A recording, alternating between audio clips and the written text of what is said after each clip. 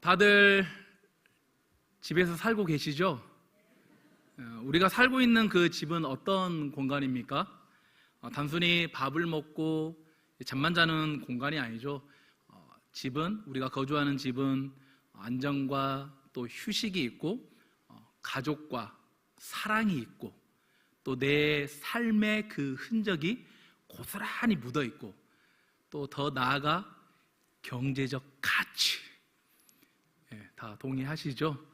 이처럼 이 집이라는 공간은 다양한 의미와 이 기능을 가진, 어찌 보면 한 사람의 그 인생을 담아내는 그릇과도 같습니다. 이 중국의 이 맹모 삼천지교 다들 아시죠? 이 맹자의 어머니가 이 자녀에게 더 좋은, 더 나은 환경을 만들어주기 위해서 이 3번이나 이사했다는 이 유명한 일화 다들 한번 들어보셨을 텐데요. 이처럼 어떤 집에 거하느냐, 어떤 환경에 머무느냐가 그 사람의 삶을 그리고 인생을 결정하기도 합니다. 성도 여러분, 우리에게는 다들 이렇게 머물 수 있는 집이 있는데 또 다른 집이 하나 더 있습니다. 물론 2채, 3채 가지고 있으신 분들도 계시겠죠. 근데 그 집은 바로 우리 영혼이 거하는 집입니다. 성경은 본문에서 이것을 옛 자아라는 헌집과 예수 그리스도 안에서 지어진 새 자아라는 새 집으로 비유하고 있습니다. 그런데 문제는 이 많은 성도들이 예수님을 믿고 새 사람이 되었다고 고백하면서도 어때요? 여전히 익숙하고 편하다는 이유로 그 옛 자아, 헌집에 아직도 머물며 살고 있다는 것이죠. 이 정도는 괜찮겠지, 익숙하고 편안한 집이 아무래도 최고지, 이렇게 합리화하면서 이 재곰팡이가 가득하고 키키한 냄새가 나며 썩어가는 그 헌집에 아직도 살아가고 있다는 것이죠. 이 곰팡이가 가득한 집에서 살게 되면 어떻게 될까요? 아무래도 이 호흡기관이 망가지게 되겠죠. 이처럼 우리가 이 재곰팡이가 가득한 옛 자아의 헌집에 살게 되면 우리의 영혼은 서서히 병들어 죽어가게 되겠죠. 오늘 본문에서 이 사도 바울은 그런 죄의 헌집을 적당히 고쳐 쓰거나 이 리모델링 하라고 말하지 않습니다. 우리 31절 말씀 우리 함께 읽어볼까요? 우리 시작. 너희는 모든 악독과 노함과 분냉과 떠드는 것과 비방하는 것을 모든 악의와 함께 버리라고 말씀하고 있습니다. 그러니까 본문이 우리에게 말하고자 하는 교훈은 헌집을 버리고 새 집으로 이사하라는 이 메시지를 주고 있습니다. 그러면 오늘 말씀을 통해서 우리가 반드시 버려야 할 그 4가지 헌집 중에 오늘은 2가지 헌집에 대해서 살펴보고 거룩한 새 집으로 이사하는 우리 그런 결단이 있는 성도님들 되기를 소망합니다. 먼저 첫 번째로 우리가 버려야 할 첫 번째 집은 우리 함께 1번 읽도록 하겠습니다. 우리가 버려야 할 헌집, 시작. 거짓의 헌집을 버리자. 본문 4장 25절 말씀 우리 함께 읽습니다. 시작. 그런즉 거짓을 버리고 각각 그 이웃과 더불어 참된 것을 말하라. 이는 우리가 서로 지체가 됨이라. 성도 여러분, 첫 번째로 우리가 버려야 할 집은 바로 거짓의 헌집을 버려야 합니다. 25절 말씀에서 바울은 이 거짓을 조금만 해도 돼, 필요할 때만 거짓 지혜롭게 써, 그 선의의 거짓 있잖아, 이렇게 말하지 않습니다. 분명하게 무엇 하라고 말합니까? 거짓을 버리라 라고 우리에게 교훈하고 있습니다. 왜냐하면 이 거짓말은 단순한 이 말의 실수가 아니라 마귀에게 속한 가장 큰 특징이기 때문입니다. 그런데 우리는 너무나 쉽게 이 거짓의 집을 어떻게 합니까? 월세도 아닌, 전세도 아닌 내 집으로 사려고 합니다. 요즘 아무리 내 집 마련한다고 하지만 이런 거짓의 집, 내 집으로 살 필요가 있을까요? 아니죠. 준다 해도 거부해야죠. 근데 그런 거짓의 집에 살게 되면 이 나타나는 증상이 있는데, 어떤 증상이냐면 상황을 모면하려고, 그리고 괜히 큰 문제를 만들지 않으려고, 또 책임을 회피하려고, 우리는 갖가지 핑계로 이 거짓의 집에 머물며 살아가곤 하죠. 하지만 이 거짓의 집에 우리가 머문다면 반드시 내야 하는 게 있습니다. 무엇일까요, 성도님들? 거짓의 집에 거하면 반드시 내야 하는 게 있는데, 바로 거짓말이라는 세금을 내야 합니다. 이 한 번의 거짓을 감추기 위해서 또 다른 거짓 세금을 내야 하고, 그 또 거짓을 덮기 위해서 더 큰 거짓 세금을 우리는 치러야 합니다. 이 요한복음 8장 44절에서 이 거짓 마귀의 정체를 우리에게 말하고 있습니다. 우리 요한복음 8장 44절 말씀 우리 함께 읽도록 하겠습니다. 시작. 그는 처음부터 살인한 자요, 진리가 그 속에 없으므로 진리에 서지 못하고 거짓을 말할 때마다 제 것으로 말하나니 이는 그가 거짓말쟁이요 거짓의 아비가 되었음이라. 이처럼 우리가 거짓의 헌집에 살게 되면 하나님보다 누구의 눈치를 더 보게 됩니까? 사람의 눈치를 보게 되는 거예요. 하나님은 속일 수 없어도 사람은 속일 수 있다고 생각하기 때문에 사람에게 거짓의 세금을 내고 있는 거죠. 그래서 진실보다 당장의 우리의 그런 유익함 때문에 거짓의 세금을 계속해서 내곤 합니다. 그러면 결국 거짓의 집은 어떻게 될까요? 껍데기만 남게 됩니다. 사도행전 5장에 이 아나니아와 삽비라 부부, 다들 기억하시죠? 벌써부터 이 삽비라, 이 거짓의 냄새가 나지 않습니까? 이 초대교회 당시 성도들은 이 자기 소유를 팔아서 그 기쁨을 함께 나누며 그 큰 은혜의 자리를 함께 소유했습니다. 그래서 이 아니아와 삽비라도 자기의 소유를 팔면서 그 은혜의 자리에 끼고자 했습니다. 그런데 이 소유를 팔고 막상 큰 돈을 손에 쥐자 무엇이 생겼을까요? 욕심이 생겼죠. 그래서 이제 아나니아가 이 삽비라에게 말했겠죠. 이 정도는 조금 남겨도 되지 않을까? 이만큼 내는데? 그렇지 삽비라? 그럼요 아나니아 당연하죠. 결국 그들은 거짓의 집에 들어갔습니다. 베드로는 그들에게 성령을 속였다고 책망하죠. 결국 그들은 어떻게 되었습니까? 그 자리에서 혼이 떠나가고 말았습니다. 그들은 사람을 속인 것이 아니라 누구를 속였습니까? 바로 성령 하나님을 속였다는 것이 문제입니다. 성도 여러분, 혹시 우리도 나름대로 세련되게 꾸민 거짓의 헌집에 혹시 머물고 계시진 않습니까? 몇 평이십니까? 2층에 계신 분들 40평은 넘지 않기를 바랍니다. 평수가 넓으면 넓을수록 거짓 세금은 더욱더 어떻게 될까요? 관리비라든지 거짓 관리비, 거짓 세금, 거짓 도시가스, 거짓 세금을 더 많이 내게 되는 거예요. 저 역시도 이 거짓말 이 사건 하면 떠오르는 사건들이 너무 많은데 부끄럽지만 잊혀지지 않는 사건, 중학생 때 일명 가해비 자해 사건이라고 예, 좀 표현이 좀 그런가요? 가해비 자해 사건이라고 중학생 때 삼촌이 교사라서 이제 삼촌네로 이제 저녁에 가해를 받으러 갑니다. 그래서 이제 어머니가 그때 당시에 뭐 카드가 있습니까? 뭐 신용카드가 있습니까? 뭐 또 이체가 지금처럼 뭐 활발합니까? 그냥 현금 박치기였죠.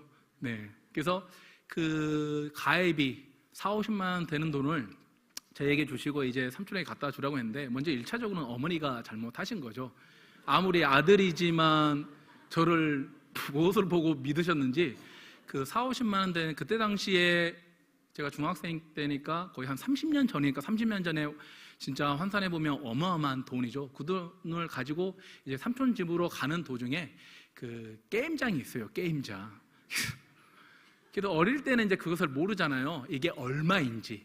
뭐 세어보기는 했지만, 그래서 여기서 만 원 뺀다고, 어릴 때 뺀다고 하면 모를 거야. 단순했던 것 같아요. 그래서 이 만 원을 빼고 하다 보니까 2만 원, 3만 원을 쓰게 됩니다. 그래서 이제 큰일 났다 싶어서 이걸 어떻게 하다가 드디어 이제 자해 사건의 배경이 나오게 되는데, 그 삼촌네에 올라가는 아파트 바로 근처에 그 한영고등학교라는 여수 고등학교가 있어요. 한영고. 거기가 산길인데, 거기서 이제 무서운 형아들을 만나서 돈을 갈취당했다, 이렇게 이제 작전을 세웠는데, 그러면 이거를 뭔 증거를 남겨야 하지 않습니까? 그래서 제가 아까 가해비 무슨 사건이라 했죠? 자해 사건. 그래서 제가 이제 벽에다가 주먹을 치고 또 얼굴을 때리고 이제 흙도 막 여기 묻히고, 진짜 말 그대로 자해 사건을 한 거죠. 그리고 나서 좀 너무 일찍 돌아가면 안 되니까 좀 어느 정도의 시간이 지난 후에 이제 집에 돌아가는데, 문 앞에서도 이제 감정 표현을 하기 시작합니다. 왜? 돈을 갈취당하고 맞았으면 어떻게 돼야죠? 막 슬프고 뭐 떠나갈 듯이 이제 감정을 다스리면서 들어가자마자 껄껄껄 울면서, 그래서 그런 모습들을 보고 이제 어머니는 이제 난리 난 거죠. 그래서 저는 그 3, 4만 원을 쓴 거를 회피를 모면하고자 말했는데, 삼촌이 경찰서 신고하고 일이 커지게 되어서 결국은 이제 자해 사건으로 그냥 끝났죠. 예, 알게 되면 이제 더 이제 혼났겠죠. 그래서 그 돈은 출처는 아예 더 그 뒷 배경은 이제 말하지 않겠습니다. 그렇게 자해 사건은 이제 완전 범죄로 끝나게 되었습니다. 이처럼 성도 여러분, 본문 말씀처럼 거짓은 우리가 반드시 버려야 할 헌집입니다. 거짓의 집은 어떻습니까? 수리하면 할수록 그 거짓을 감추기 위해 또 다른 거짓, 더 큰 거짓을 요구하기 때문입니다. 오늘 이 시간 성도 여러분, 진리의 영이신 하나님 앞에 거짓의 짐을 다 내려놓으시기 바랍니다. 당장은 손해를 보더라도 내 안에 거짓의 헌집을 불태워버리고 하나님의 진리가 기둥이 되는 새 집으로 이사하시는 저와 성도님들 되시기를 주님의 이름으로 축복합니다. 우리가 반드시 버려야 할 집 두 번째, 우리 2번 함께 읽도록 하겠습니다. 시작. 분노의 헌집을 버리자. 본문 26절에서 27절입니다. 우리 함께 읽습니다. 시작. 분을 내어도 죄를 짓지 말며 해가 지도록 분을 품지 말고 마귀에게 틈을 주지 말라. 두 번째, 우리가 버려야 할 집은 바로 분노의 집입니다. 이 분노의 집에 계속 살게 된다는 것은 그 집을 누구에게 내어주는 것과 같습니까? 마귀에게 내어주는 것과 같습니다. 바울은 근데 이 26절과 27절에서 분노라는 이 감정 자체를 금지하거나, 그러니까 죄라고 말하지 않았습니다. 왜 그렇습니까? 불의를 보고 화를 내는 거룩한 분노, 의분이 있기 때문이죠. 그래서 예수님께서는 이 성전을 더럽히는 그런 매매상들과 이 환정상들에게 거룩한 분노, 의분을 내셨던 것이죠. 그래서 본문에서 바울이 이 문제 삼는 것은 분노라는 감정 그 자체가 아니라 무엇입니까? 바울이 경고하는 핵심은 바로 해가 지도록 분을 품지 말라는 것입니다. 왜 그러냐면 이 분노를 억누르지 못하고 계속해서 마음에 품고 있으면 분노는 단순한 감정을 넘어 마귀가 들어올 수 있는 무엇을 제공하게 되죠? 틈을 제공하게 됩니다. 틈을. 그래서 성경은 분노 자체보다 분노를 어떻게 다루는가를 더 중요하게 말하죠. 야고보서 1장 19절 20절은 우리에게 이렇게 증거하고 있습니다. 우리 함께 읽도록 하겠습니다. 시작. 내 사랑하는 형제들아, 너희가 알지니 사람마다 듣기는 속회하고 말하기는 더디하며 성내기도 더디하라.